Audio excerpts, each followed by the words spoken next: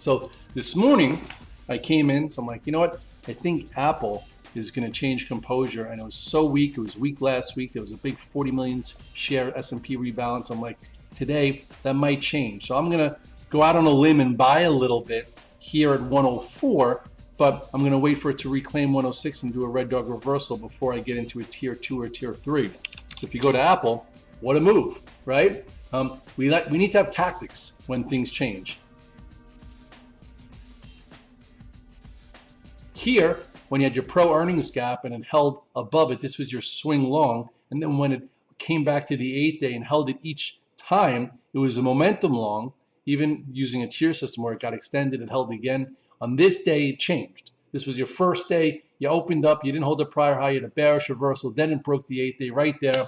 Active sellers are in control. Does that mean you can't make money on it? No. It means you just have to approach it differently. So anyway, last week, you had to move up into resistance. Every time it went into resistance, there was sellers in the 8 and 21 day, and then you accelerated down. So what did you know coming into today? 106.09 was the low from Friday. So for me, I'm like, you know what? I'm going to be a little risky, and I bought a little bit, around 104. But then you could have actually had a low to trade against, because once it settled down, which I'll get into, you could have been long versus 103.10, which was the morning low. That was your calculated stop. You could have got long. This is 103.10. That became your new point of reference, your new reactionary low. So let's put 103.10 there. And then when it reclaimed and showed relative strength, which it did, and reclaimed 106.09, that was your buy. And now it's trading all the way up here near 110. So you could have bought 106 and made $4. Okay, that's nice. $4. Stock just came in from 120, 190. You were risking $3 to make $4. So what am I talking about? Well, you go to the 1 day. So right here, okay, it put in, it put in what, like a minute low. This was a minute low. So 103.10, it was your minute low. So you go sideways here, okay? So this is how you make cash flow. This is how you approach it if you're an active trader or a swing trader or whatever trader. So right here, this was your low, okay? That's 103.10. So you didn't have to buy pre-market like I did. That was a little risky, but because, I've been doing this for 22 years and I've been trading Apple for probably 21 and a half of those years, I had my Apple senses going off. So this was the low. You didn't even have to catch this move, okay? This move went to a high of 105.33, okay? You could have waited for a higher low. You could have been buying it in here. What's this? This is a higher low. So now you're buying somewhere around 104 and change, which is when I tweeted to Redler Relaxa saying I would think you could add, I was in tier 2, Apple versus 103. And then on the virtual trading floor, they heard me saying, okay, I'm buying it through the highs of the day. You could have bought it through the highs of the day, which was, or the highs of the morning, sorry, not the day, or the 15-minute high, which was 105.33. And whew, look at the move to 107 and change.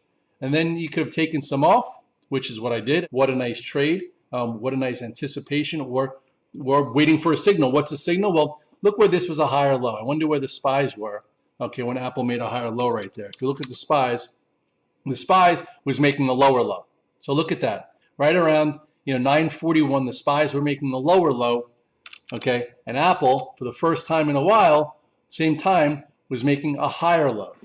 So S&P makes a lower low on the morning. Apple makes a higher low. That's a buy signal, boys and girls.